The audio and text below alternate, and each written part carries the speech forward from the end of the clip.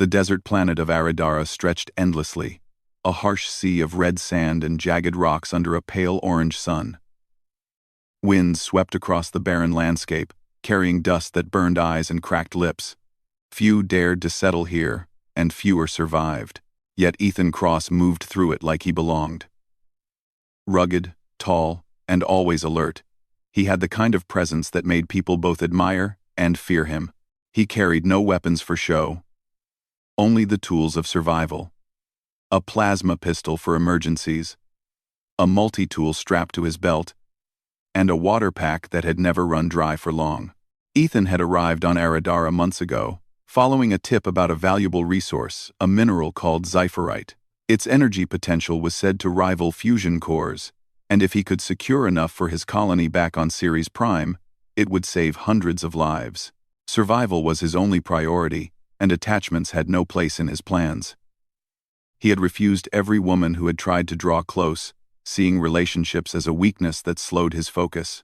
His camp was a small, reinforced tent tucked into a rock crevice. Ethan scanned the horizon through his binoculars, noting movement, a caravan of traders making their slow way across the sand. Traders were always tempting targets for bandits or alien predators, and he could not ignore them. The caravan's leader, a wiry man with sun-bleached hair, waved when he saw Ethan. The wagons carried a mix of supplies: food, water, and a few crude weapons. Behind the wagons, 3 women walked with a careful grace, their eyes full of curiosity and cautious admiration. The moment their gazes met Ethan's, the usual spark appeared. Some small, human hope that maybe this man, mysterious and strong, could be a companion. But Ethan ignored it. He had no interest in their admiration. When the sky darkened slightly, a sign of an approaching storm, Ethan heard it first: the screech of alien predators, winged creatures that thrived in Aradara's sandstorms. They swooped low, talon-like claws aimed at the caravan. Without hesitation, Ethan sprinted from his camp, reaching the lead wagon. He shouted instructions to the traders, directing them to huddle behind the wagons. Then, with precise aim, he fired his plasma pistol, cutting a path through the creatures. Sparks and smoke filled the air as one predator after another fell, but more kept coming. By the time the battle ended, Ethan stood alone, chest heaving, hands scorched and dirty. The traders' women rushed to him, gratitude in their eyes, smiles bright even against the dust. One of them, a slender woman with dark braids, reached out. "Are you hurt?" she asked, voice trembling with excitement and fear. "I'm fine," Ethan said, brushing off her hand. "You should check your wagons and supplies." Her eyes lingered on him, hopeful. "You saved us. You could have stayed and rested." Ethan shook his head, already turning away. "I have work to do. Make sure you reach the next settlement safely." The gratitude hung in the air, unfulfilled. The women watched as he disappeared into the sandstorm, leaving no trace of vulnerability. For them, he was untouchable. For him, it was a matter of survival and principle. Hours later, as the storm cleared, Ethan reached the edge of a rocky canyon. Rumors had told of a woman living here, a lone Apache-descended settler named Naya. She had survived raids, alien predators, and sandstorms alone. A legend whispered among traders and explorers alike. Most considered her untouchable, a ghost of the desert. Yet Ethan needed supplies, and this canyon held fresh water and edible plants. The canyon was quiet, almost too quiet. Ethan moved carefully, scanning for any sign of life. That's when he saw her. Naya was standing at the edge of a rock ledge, her dark hair tied back, eyes sharp and unflinching. She wore clothing made from durable fabric and leather, practical and simple, and carried a long spear strapped to her back. "You're far from the main path," she said, voice calm but firm. "What brings you here?" Ethan stopped, studying her. Few humans could speak to him like that, as if they knew him. Most either feared him or tried to impress him. She did neither. "I need water," he said simply. "And supplies." Naya's eyes narrowed. "Do you seek a wife? Or only a place to stay?" The words hit him like a rock in the chest. No one had ever asked him that before, not directly, not honestly. He opened his mouth to answer but stopped. For the first time in years, Ethan was unsure how to respond. "I only need to survive," he said finally, wary. Naya tilted her head, studying him. "Survival alone is not always victory. Sometimes, survival is not enough." Ethan grunted, unsure whether to respect her words or dismiss them. He followed her lead as she moved into a small, hidden settlement of stone and sand, a place built for defense and secrecy. The settlement was modest but clever, with hidden wells and wind traps for water, and small gardens that thrived even in the arid climate. "You may stay," Naya said, "but you are no guest here. You work with us, or you leave." Ethan nodded. Cooperation was part of survival, after all, though he preferred independence. Still, something in Naya's calm, unyielding presence intrigued him. He found himself wondering, briefly, if perhaps he could survive differently with others rather than against them. Night fell, and the settlement lit small fires that glowed against the sand. Ethan stood slightly apart, watching the horizon. Stars sparkled above, alien constellations unfamiliar yet comforting in their permanence.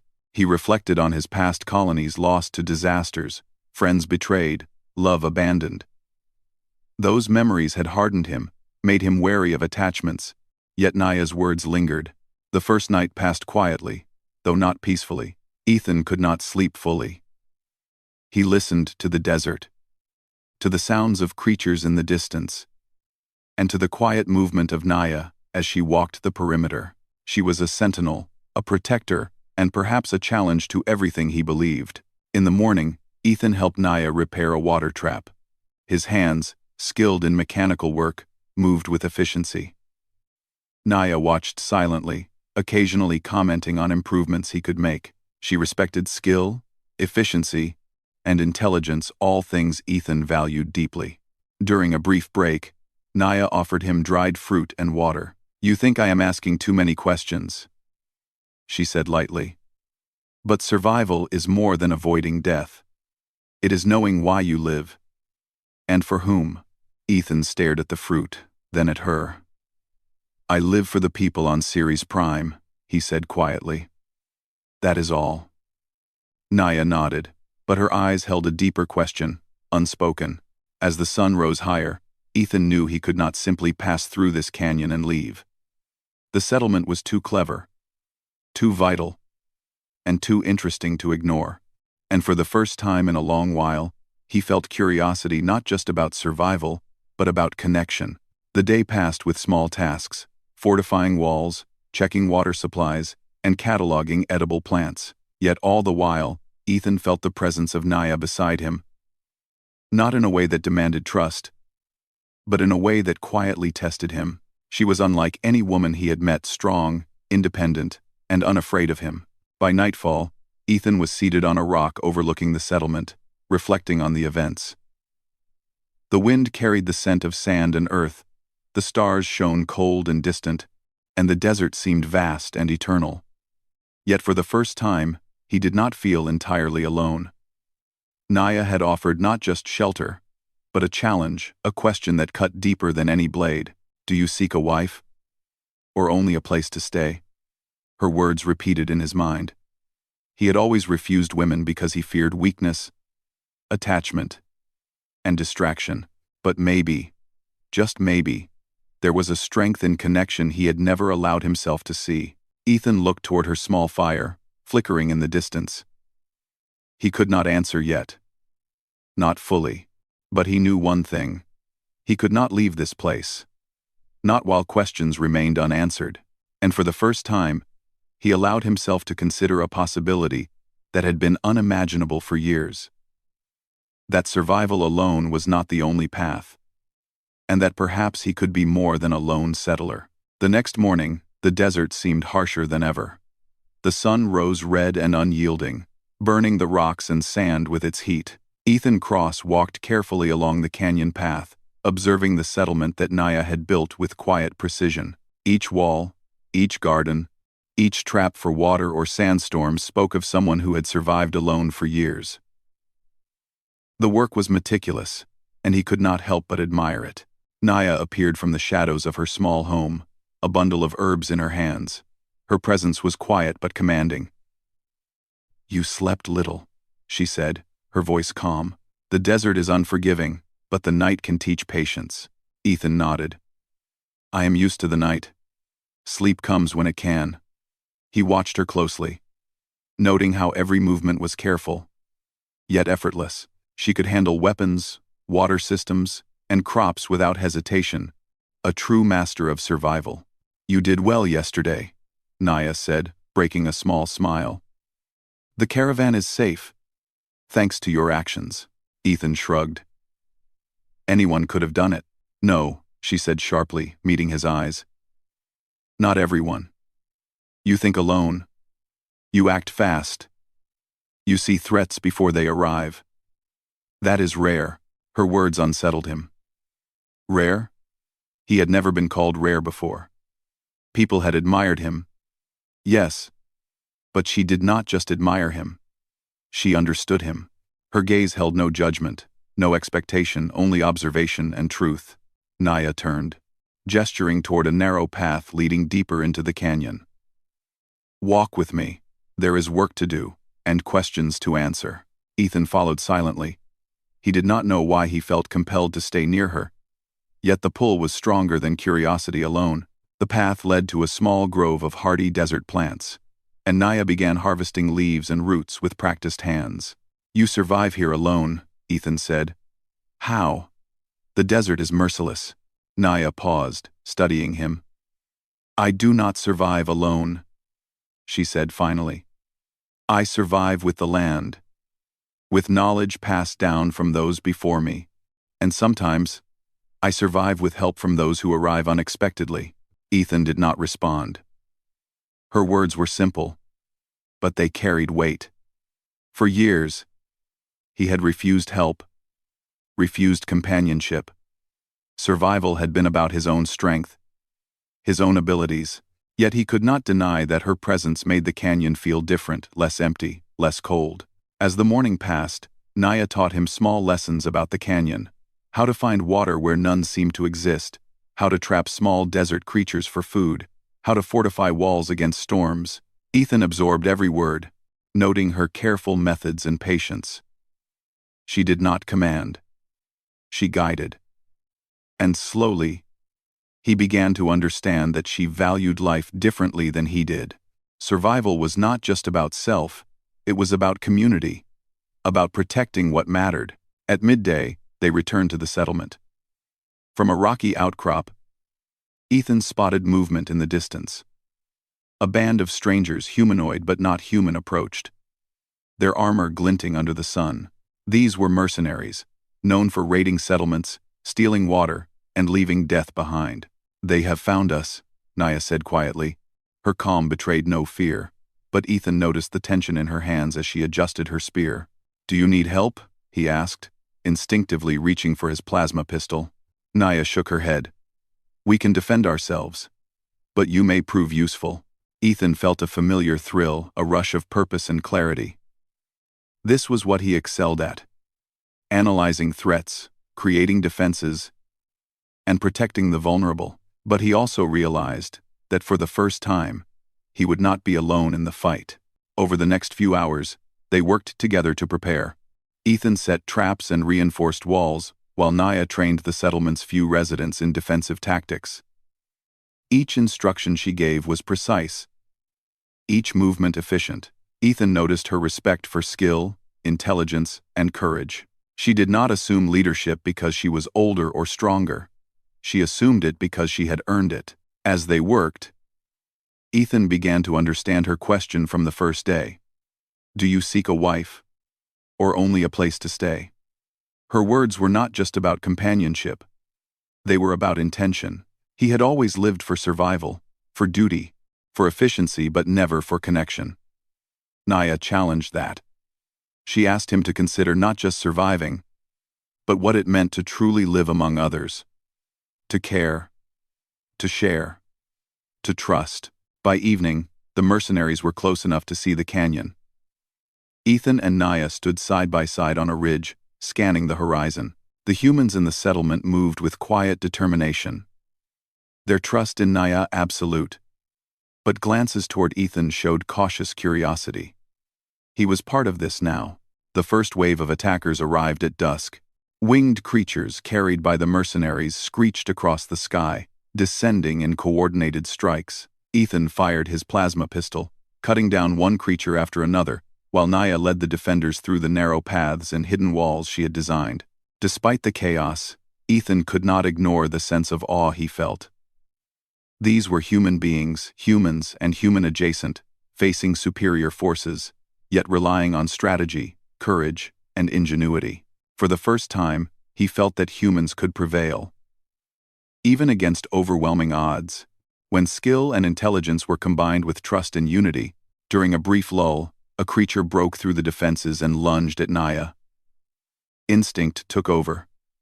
Ethan threw himself between her and the creature, striking it down with precise aim. Naya's eyes met his. And in that moment, a silent understanding passed between them. He was no longer just a visitor. He was a protector, a partner in survival. When the attackers retreated with the coming night, Ethan helped Naya check on the settlement. Minor injuries were treated, walls were repaired, and traps were reset. Exhaustion weighed on him. But it was a different exhaustion, one of effort shared, of purpose fulfilled. Naya approached him, offering water. "You acted well," she said. "You saved me. You could have left. But you stayed." Ethan accepted the water, his throat dry from exertion. "I stayed because I could," he said simply, unwilling or perhaps unable to explain the deeper reasons stirring within him. Naya studied him, her eyes sharp. "And what will you do tomorrow? Leave again, or remain?" He did not answer immediately. For the first time, the question felt heavy. He had always left, always refused, always avoided attachment. Yet now, with the desert silent around them and the settlement safe for one more night, he felt a strange pull, a desire to see what life could be like if he chose differently. The stars emerged in full that night, alien and bright, painting the desert in silver light. Ethan sat quietly, watching Naya move through the settlement, her form silhouetted against the fires. She was calm, competent, alive, and for the first time, he wondered if survival alone was enough. He thought about the women in the caravan, the offers he had always refused. He realized it was not just fear or caution that kept him apart, it was pride, trauma, and the habit of solitude. Yet with Naya, solitude felt incomplete, almost unnatural. She challenged him to reconsider everything he believed about strength, independence, and survival. By the time the moon rose, Ethan made a decision. He would not abandon this place, not yet. He would remain, not only to help the settlement survive, but to discover what Naya had seen all along. That survival was stronger, richer, and more meaningful when shared. He sat back, letting the cool night air wash over him, and allowed himself the thought he had never allowed before. Perhaps there was more to life than just surviving.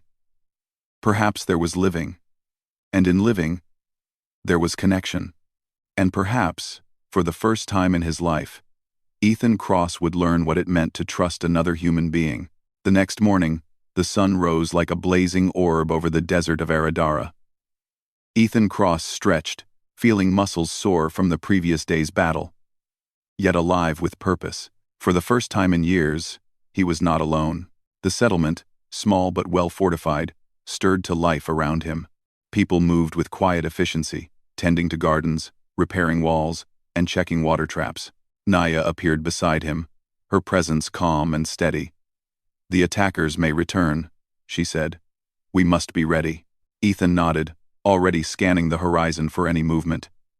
"How many of them do you think?" She shook her head. "We do not know. Enough to challenge us. That is all that matters." He appreciated her bluntness. It mirrored the desert itself, harsh, unyielding, and honest. The day was spent preparing for the inevitable return of the mercenaries. Ethan worked alongside Naya, Combining his tactical mind with her knowledge of the land, he dug trenches, reinforced walls, and set up hidden traps. Naya trained the settlers in strategies that made the most of their numbers and their environment. Together, they moved with precision, a rhythm born of experience and trust. During a break, Ethan watched her carefully. Naya moved among the people with authority, yet there was no arrogance in her steps. She corrected mistakes without anger and praised skill without favoritism. He realized that leadership was not about fear or dominance. It was about respect, guidance, and trust. "You are quiet," Naya said, noticing him staring. "I am thinking," he replied. "This place, it is strong because you made it strong. And yet, it is still fragile." 2. Quote, she nodded. "Strength is not just walls or weapons. Strength is knowledge, courage, and the willingness to act when it matters." Ethan studied her words. For years, he had relied solely on his own strength, his own mind, his own body. He had refused companionship, thinking it a distraction, but Naya was teaching him otherwise. Survival was stronger when shared. Strategy was sharper when combined. Courage was meaningful when others relied on it. By afternoon, the first signs of the mercenaries' return appeared. Dust rose in the distance, and strange silhouettes moved across the horizon. Ethan and Naya positioned the settlement's defenders along hidden paths, behind walls, and in trenches. "You know how to fight," Ethan said quietly to Naya. "And you know how to survive," she replied. "Together, we are stronger."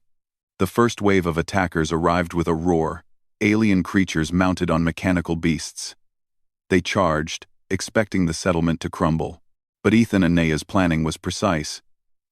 Traps activated, trenches slowed the advance, and settlers moved with a coordinated efficiency. Plasma pistols and improvised weapons fired from hidden positions, striking the attackers before they could react. Ethan led a small group along a narrow path to flank the attackers. His mind worked quickly, calculating angles, predicting movements, and adapting to unexpected dangers. Naya followed him, guiding the group and correcting their mistakes without hesitation. They reached a ridge overlooking the battle. Ethan spotted a mechanical beast charging toward the settlement's water supply.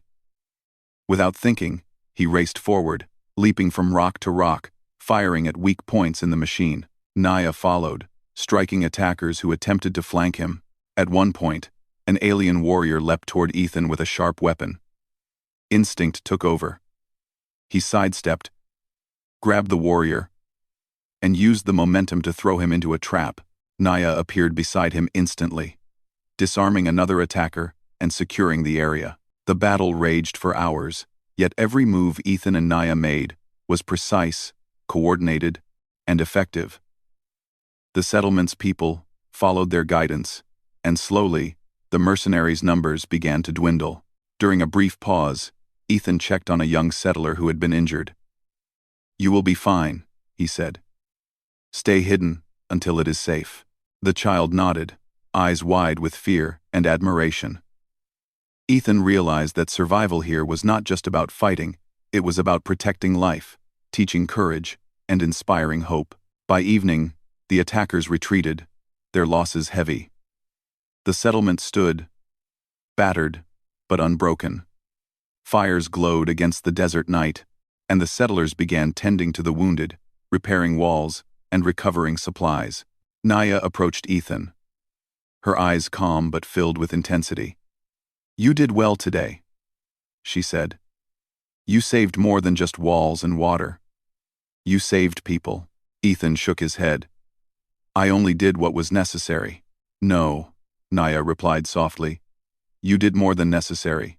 You acted without hesitation, and that is rare."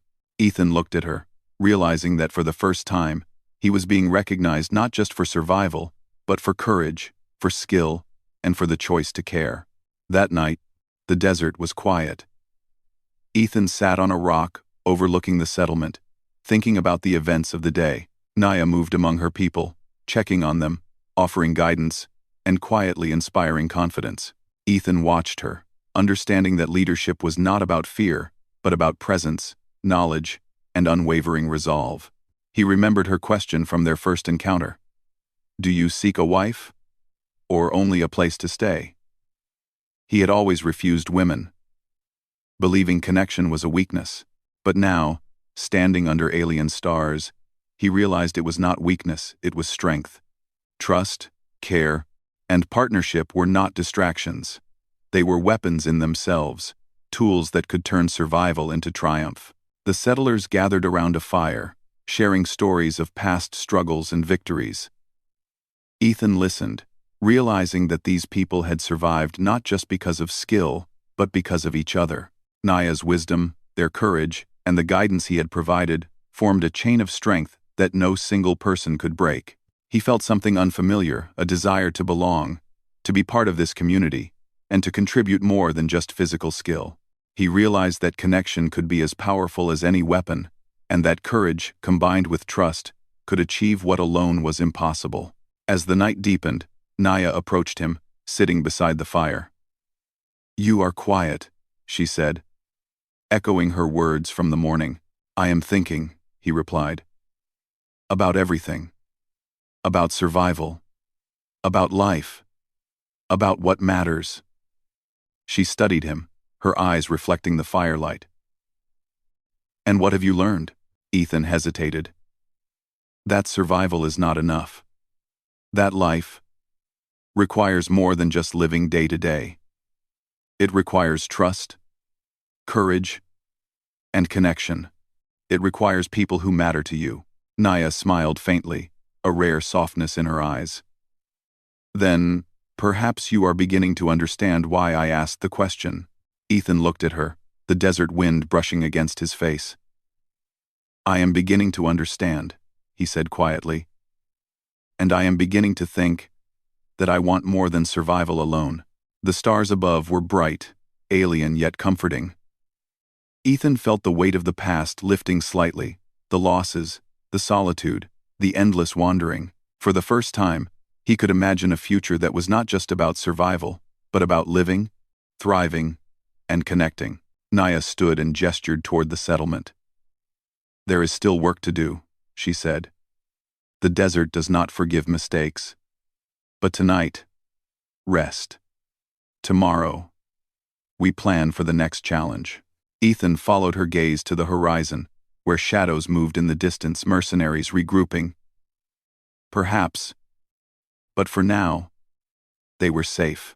He realized that survival had never felt so complete, so purposeful, so human. He sat back by the fire, watching the settlement breathe, feeling the presence of Naya and her people.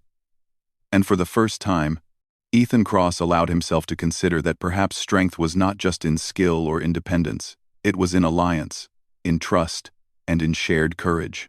The night passed quietly, the desert cold but calm. Ethan's mind wandered to the days ahead. Plans, defenses, strategies, and the unspoken bond forming between him and Naya. She had challenged him, guided him, and inspired him without asking anything in return. He realized that perhaps she had been testing him all along, not just for survival, but for something greater. The willingness to be human, fully, and without fear. As dawn approached, Ethan made a silent promise to himself. He would not retreat into solitude again. He would fight, guide, and protect. Not for pride or duty alone, but for connection, for trust, and for the people who depended on him.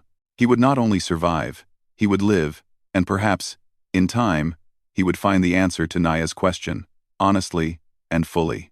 The desert dawn was sharp and unforgiving. Ethan Cross woke to a chill in the air, unusual for Aradara, and a strange tension that vibrated through the settlement. Naya was already awake, walking along the perimeter with quiet determination, inspecting the walls, traps, and hidden paths she had designed. Her presence was steady, yet there was a subtle urgency in her steps. "They will return," she said without looking at him. "And this time, they will not be cautious. They will strike to destroy, to claim what we have built." Ethan nodded. He had expected another attack, but the weight of her words sank in. This was no longer a skirmish, it was a full siege. The mercenaries had learned from their previous defeat and would come prepared. Together, Ethan and Naya rallied the settlement's defenders. Each person was assigned a position, a task, a purpose. Ethan oversaw traps and defensive positions, while Naya trained fighters, reminding them to watch for weaknesses and to trust in their skills. The humans of the settlement moved with calm precision, each action deliberate, each glance coordinated. "Remember," Naya said, "strength alone will not save us. Strategy, patience, and courage will." Ethan felt a strange pride watching them.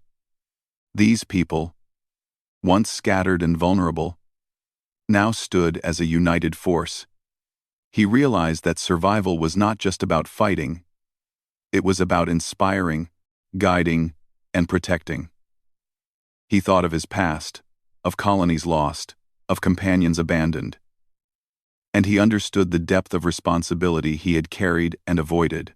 By mid-morning, the enemy was visible on the horizon. Dust rose in great clouds, and strange silhouettes moved with deadly purpose. The mercenaries were better armed, larger in number, and more organized than before. They carried mechanical beasts, advanced weapons, and devices designed to breach defenses. "Positions," Naya commanded. "Do not hesitate. Act decisively. Trust your training." Ethan moved along the walls, adjusting traps, checking defenses, and silently encouraging the young settlers who manned the perimeter. One of them, a boy no older than 12, trembled as he held a plasma rifle. Ethan knelt beside him. "Stay calm," he said quietly. "Focus on what you can control. Fire only when the target is clear. You can do this." The boy nodded, eyes wide but steadying. Ethan realized that courage was contagious. His own bravery and guidance could turn fear into action. The battle began with a deafening roar. Mechanical beasts charged forward, and alien creatures swooped from the sky. Ethan fired his plasma pistol, cutting down attackers with precise aim. Naya led a team through the narrow canyon paths, striking enemies in ambush and coordinating counterattacks. The first hour was chaos. Sparks flew, metal screeched, and the air was thick with dust and smoke. Yet the settlement held. Traps worked perfectly, walls absorbed impacts, and defenders moved with precision. Ethan felt a surge of exhilaration. This was not mindless fighting. It was skill, planning, and human ingenuity at its peak. At one point, a mechanical beast broke through a side wall, heading straight for the water supply. Ethan ran alongside it, dodging debris and gunfire, searching for a weak point. He spotted a vent near the creature's core and fired. The machine shuddered, then collapsed in a heap of metal and sparks. Naya appeared beside him, dispatching an alien warrior who had followed the machine. Their eyes met, and for a brief moment, they shared an unspoken acknowledgement. Trust, respect, and reliance on each other. Ethan realized that this partnership went beyond strategy. It was about shared courage and purpose. Hours passed. The settlement's defenders grew tired, but Naya and Ethan rotated positions, encouraged rest, and maintained vigilance. The mercenaries adapted, trying new strategies, but every attempt was countered with human ingenuity and coordination. During a lull, Ethan noticed a section of the wall weakening under bombardment. He shouted instructions to a group of settlers, reinforcing the structure and setting additional traps. Naya joined him, and together they worked swiftly, turning a potential disaster into a tactical advantage. "Humans are remarkable," Ethan said quietly, almost to himself. "Even against overwhelming odds, we adapt. We fight with brains and courage, not just strength." Naya smiled faintly. "That is why we survive. That is why we endure." The final wave of the mercenaries arrived as dusk approached. They were larger, more organized, and desperate. Ethan and Naya led the defenders into positions they had prepared carefully over the past day. Every trap, every barricade, every hidden path was utilized. The mercenaries were pushed back at every turn, their morale weakening as they faced relentless, coordinated resistance. In the thick of the battle, Ethan spotted Naya in danger. A mercenary had leapt from a mechanical beast, aiming directly at her. Without hesitation, he charged, striking the attacker down with precision. Naya turned, acknowledging his presence with a brief nod before continuing her own fight. The settlement's people fought with renewed energy, inspired by Ethan and Naya's courage. Even those who were hesitant at first found strength in their example. The tide of the battle slowly turned in their favor.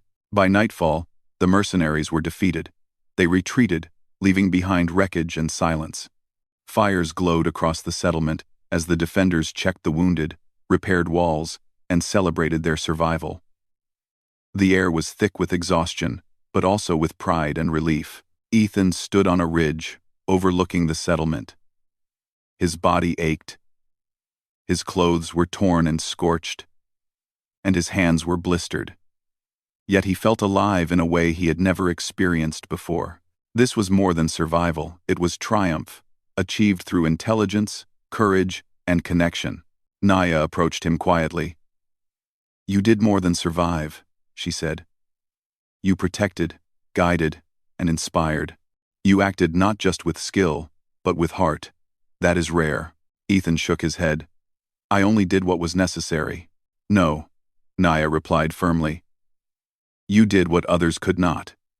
You chose to act, to protect, to fight not just for yourself, but for those who could not defend themselves." Ethan realized the truth in her words.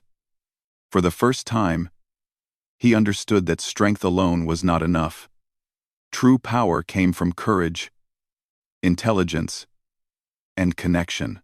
Humans could survive, adapt, and thrive not by being alone, but by standing together, trusting one another, and using their minds as well as their bodies. As the night deepened, Ethan and Naya walked through the settlement, checking on the people. Injuries were treated, supplies were restored, and spirits lifted. The settlement was battered but whole, a testament to human ingenuity and resilience. Ethan thought about his past, the colonies lost, the friends abandoned, the solitude he had embraced. He realized now that survival had been only part of life. Connection, trust, courage, and guidance were just as important. He could survive alone, yes, but to thrive, to truly live, he needed others. Naya stopped and looked at him. "You understand now, do you not? Survival is not enough. Life requires more trust, courage, and the willingness to fight for others." Ethan nodded slowly. "I understand. And I want more than survival alone.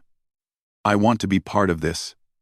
To fight, guide, and protect alongside you and your people." Naya's eyes softened, a rare expression of approval. "Then perhaps you are ready to answer the question I asked long ago." Ethan looked at her, the desert wind brushing against his face. "I am beginning to understand," he said quietly. "And when the time comes, I will answer honestly." The fires of the settlement glowed against the dark desert. Ethan stood tall, feeling the weight of responsibility, courage, and connection. For the first time, he did not feel the need to run or hide. He was part of something larger than himself, something worth protecting. And for the first time in his life, Ethan Cross realized that true strength was not measured by independence alone, but by alliance, trust, and the willingness to act with heart. The desert was quiet, the stars shining brightly above, and the settlement rested, secure for now. Ethan felt a strange peace settle over him. He had survived, yes, but more importantly, he had lived. And the question of connection, of purpose, of what it truly meant to be human, was no longer distant. It was here, tangible, and real. He looked at Naya, who was quietly checking on the last of the defenders. "Tomorrow," he said softly, "we prepare again. But tonight, we rest." Naya nodded, her eyes reflecting the firelight. "Yes, tomorrow, we face the desert together. But tonight, we remember what we have achieved." Ethan sat back by the fire, letting the cool night wash over him. He had been tested, challenged, and proven. He had led, protected, and inspired, and for the first time, he understood that life, true life, was about more than survival. It was about courage, connection, and the human spirit. And in that quiet desert night, Ethan Cross began to see a future not defined by solitude, but by trust, partnership, and the strength that comes from standing together. The morning sun broke over the horizon, painting the desert in soft shades of gold and red. After the previous day's siege, the settlement was quiet, almost serene. Fires still smoldered where the mercenaries had been driven back, but there was no tension in the air, only a cautious calm. Ethan Cross walked among the defenders, checking on those injured, helping where he could, and noticing the resilience etched into each face. Naya approached him from the center of the settlement, her eyes sharp yet calm. "They will not return immediately," she said. "They are regrouping, but we are prepared. Today, we rebuild." Ethan nodded. Rebuilding was not just about repairing walls or fixing water systems. It was about restoring confidence, restoring faith, and creating a home worth protecting. And for the first time, he felt invested in something beyond himself. The day was filled with labor. Ethan led a team to repair a damaged wall, demonstrating techniques that combined human ingenuity with Naya's survival strategies. Settlers worked tirelessly, their spirits lifted by the knowledge that they had survived not just because of luck, but because of their courage, planning, and unity. Naya moved through the settlement like a shadow of guidance, offering advice, encouragement, and wisdom. Her presence was constant, but unobtrusive, and Ethan found himself drawn to her, not just as an ally, but as someone who challenged him to think beyond survival. At midday, Ethan and Naya took a brief break, sitting atop a ridge overlooking the settlement.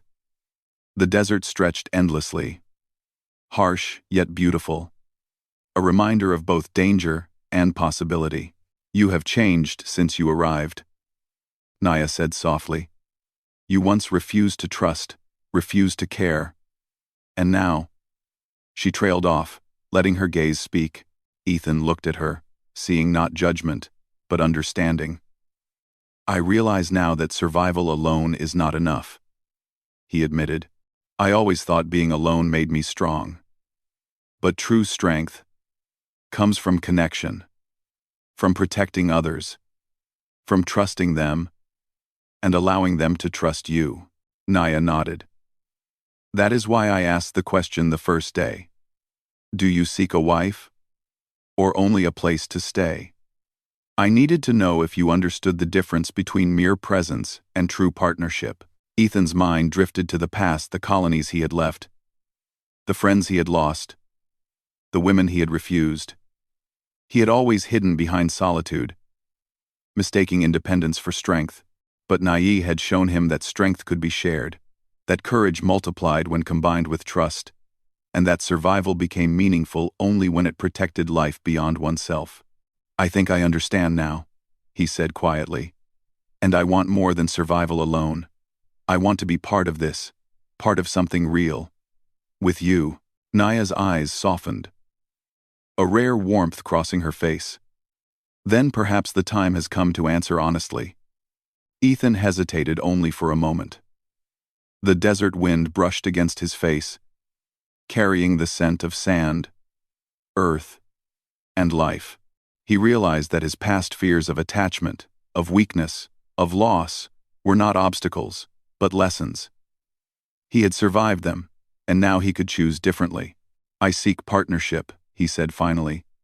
"Not just a place to stay, but a life shared. I want to protect, to fight, to live with you and your people." Naya's lips curved into a small, approving smile. "Then you are ready. Not for marriage alone, but for the responsibilities and trust that come with it. Together, we can thrive, not just survive." They returned to the settlement, working side by side. Walls were repaired, water systems restored, and gardens tended. The people watched them, noticing the unspoken bond that had formed. Ethan's leadership had become natural, his courage inspiring, and his willingness to trust and cooperate had strengthened the community. As evening approached, the settlement gathered around a fire. Stories were shared. Laughter echoed against the canyon walls. And for the first time in months, a sense of peace settled over the small community. Ethan sat beside Naya, observing the unity and resilience around them. He felt a sense of belonging he had never known, a realization that life's true victories were measured not in solitude or survival, but in connection, trust, and shared purpose. Naya spoke softly, almost to herself. Humans endure because they adapt, because they care, because they refuse to give in to fear. They are capable of extraordinary courage. Ethan nodded. I see that now. And I am proud to be part of it. Proud to stand with you. Night fell, and the desert cooled. Stars filled the sky, alien yet familiar in their brilliance. Ethan and Naya stood on a ridge overlooking the settlement, the fires below flickering like a constellation of human determination. Do you think they will return? Ethan asked. Perhaps, Naya replied. But we are ready. And even if they do, we will face them together. Ethan realized that her words reflected more than strategy, they reflected life itself. Challenges would come, dangers would appear, and uncertainty would never disappear. But with trust, courage, and partnership, they could meet whatever arose. He turned to Naya. I was afraid of connection for so long, afraid of losing it, or of being distracted. But now I understand. Life. Life is stronger when shared. And I choose to face it with you. Naya's eyes glimmered, reflecting the fires and the stars. Then we face it together, she said. Over the following days, Ethan and Naya worked tirelessly to strengthen the settlement. Walls were fortified. Water systems improved. And the community's defenses became nearly impregnable. The settlers learned from Ethan's experience, combining his knowledge of strategy and mechanics with Naya's wisdom of the land and survival. The settlement flourished. Gardens grew, water was abundant, and the people's spirits lifted. Children played under the watchful eyes of trained defenders. Traders arrived, no longer fearing the place, but seeing it as a symbol of resilience and human ingenuity. Ethan found himself moving through the settlement with ease. No longer the lone outsider, but a true member of the community. He trained with the defenders, guided the young, and helped with repairs, all while deepening his bond with Naya. She challenged him, guided him, and inspired him. And he did the same in return, offering skill, courage, and trust. One evening, as the desert wind cooled and the stars sparkled above, Naya and Ethan stood together, looking at the settlement they had helped protect and build. We have come far, Naya said. From survival to living, from fear to trust. This place, it is stronger because of what we have done together. Ethan smiled. Stronger. Yes. But also more than that. It is alive. With courage, hope, and determination. It is human. Naya turned to him, her eyes reflecting both the firelight and the stars.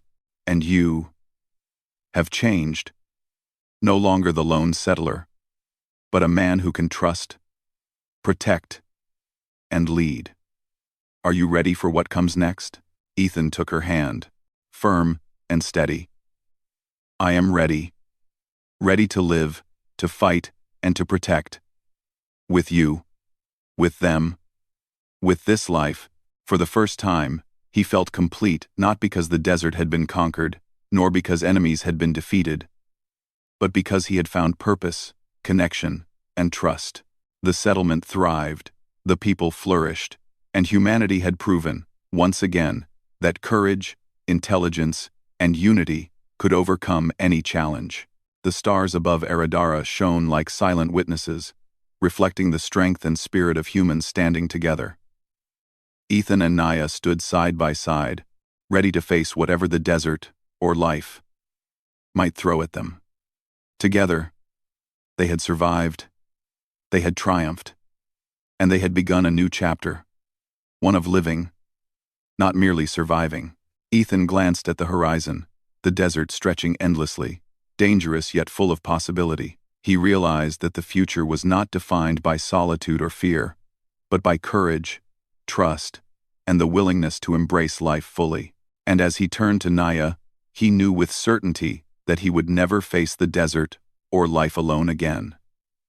He had chosen connection, partnership, and purpose. He had chosen life. The settlement glowed below them, a beacon of human ingenuity, courage, and hope. Ethan Cross, once the lone settler who refused companionship, now stood as a symbol of humanity's strength, not just in survival, but in thriving together.